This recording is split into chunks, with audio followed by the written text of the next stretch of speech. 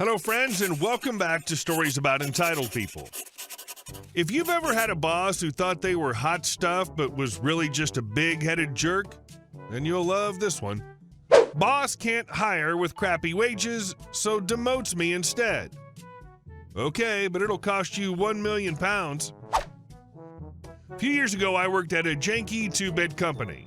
The boss thought he was Billy Big Bullocks and God's gift simultaneously. He had such a big head, I'm surprised he could get through the doorways.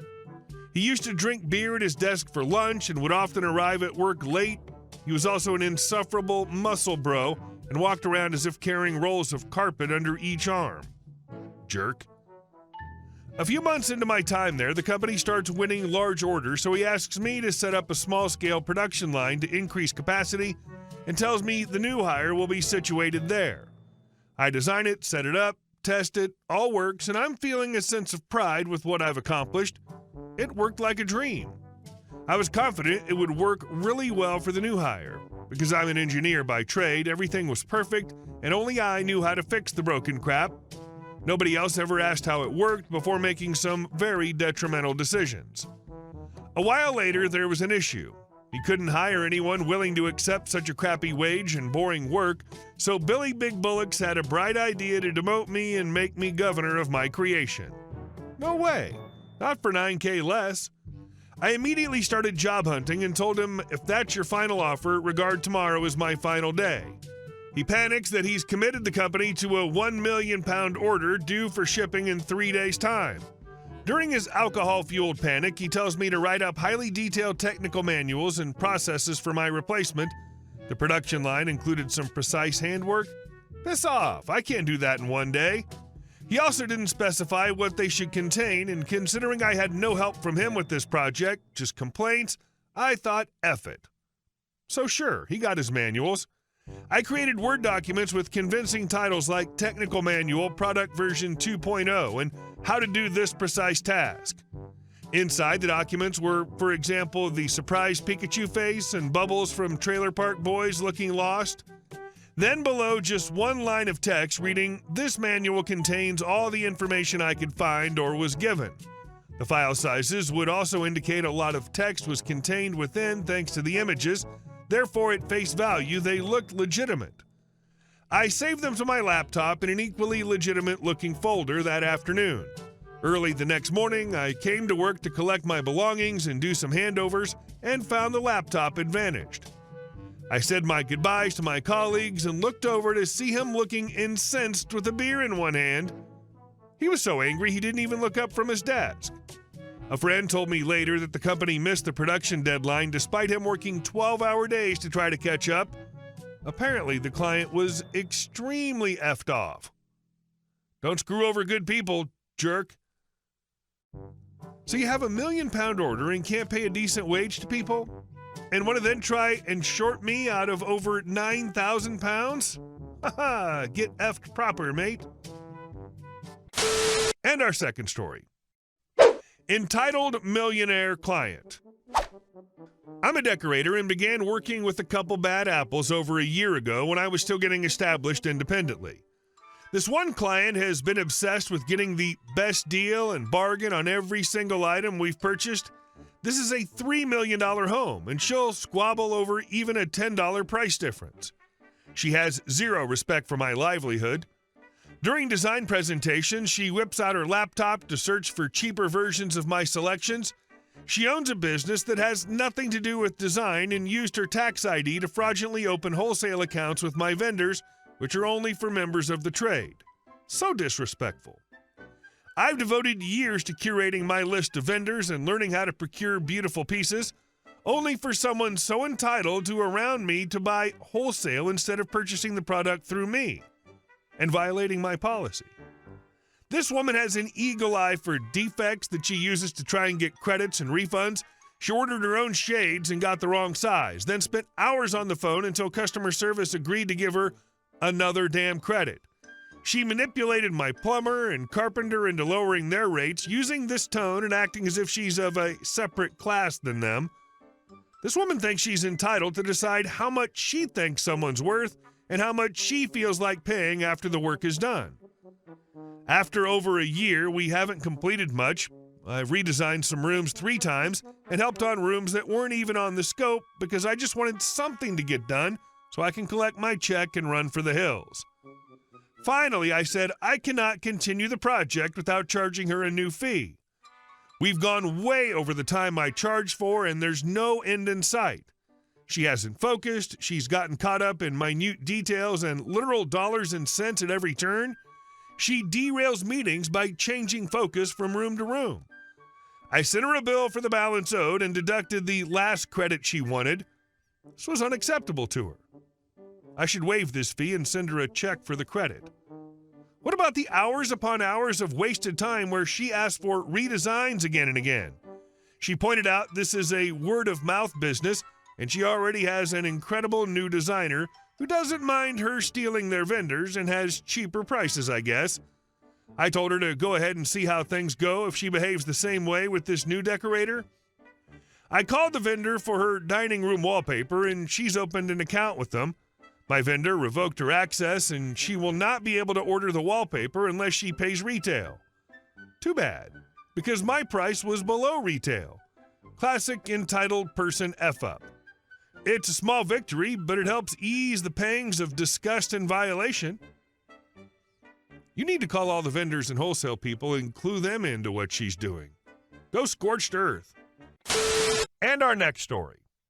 Neighbor treating city-owned property between our houses like it's his yard. Wife, son, and I moved into this house 2 years ago. Between my property and my neighbor's property, directly behind my house, is a 12-foot wide strip that's owned by the city we live in, Hoover, Alabama. This area was part of a system of ingress-egress 50 years ago of this neighborhood as it was being built before roads were paved. This is what's known in this case as a paper alley, meaning it's still listed on the map as an alley, officially, and is not used anymore. My backyard ends at my fence, then the alley, then my neighbor's fence and backyard begin. Neither my neighbor nor myself have a right to this area. When I moved here, I took it upon myself to meet all my adjoining neighbors and welcome them to call upon me should the need ever arise. Hi, I'm Animal Other, nice to meet you, etc. At this time, everyone's cool. All these people are older than me and have lived here many years. When I see the people around, I smile and wave. Fast forward to this past summer. Wife plants some peppers, tomatoes, etc. along our fence and our yard as this area has rich soil that gets good water and sun. After a couple of weeks, I happened to see the neighbor in question digging holes in the alley on the other side of my fence from the locations of all our plants in our yard. He's got several evergreen saplings and other barrier-type bushes he bought from Home Store, and he's already planted a couple. Since these are literally mirroring all our vegetable plants, I'm worried that they'll quickly shade or kill our plants. Since I've had pleasant conversations with the neighbors, I figured I'd go ask this guy politely to not plant in that spot, as it would hurt our stuff in our yard. I walk down to the guy and say, "Hi, neighbor. I see you got a lot of work to do today. I was wondering if I could talk you into maybe finding another place to put these things so our little vegetables might have a chance?" He responds, "What do you care?" Me, "Well, we planted these plants here," points to our plants, "and I'm afraid that these trees might choke them out. Would you mind putting them on your fence instead?" Him, "Oh, you're just mad that your wife doesn't want to sleep with you." Me, shocked, can't believe it. Him, "Yeah, and I'm sick of your dogs running around out here." Dogs never leave our yard without us, are not noisy, and love everyone they meet. Me, WTF? WTF is wrong with you?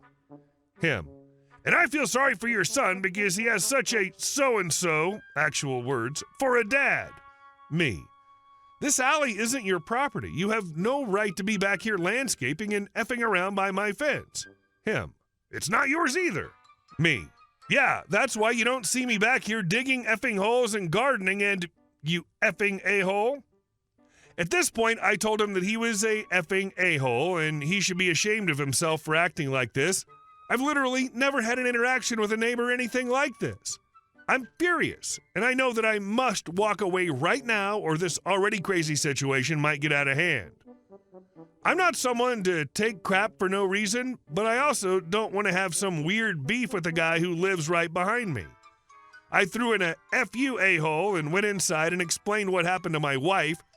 She thought I was messing with her at first, but noticed how visibly angry I was.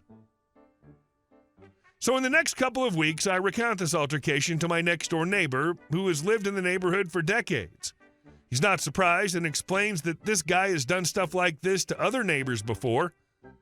Since this time, every time I'm in my backyard, the guy's in his shortly thereafter and usually ends up in the alley doing some piddly BS like he's looking for another altercation.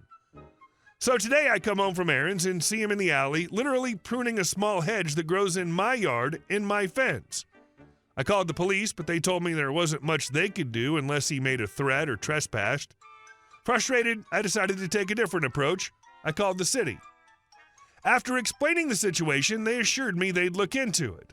A few days later, I got a call back from the city. They'd sent someone out to survey the area and discovered that my neighbor had violated several city ordinances by planting trees and landscaping on public property without permission. The city ordered him to remove the trees immediately and fined him for the unauthorized use of the alley. The best part, the city also informed him that if he continued to harass us or interfere with our property, they would take further action, including issuing a restraining order.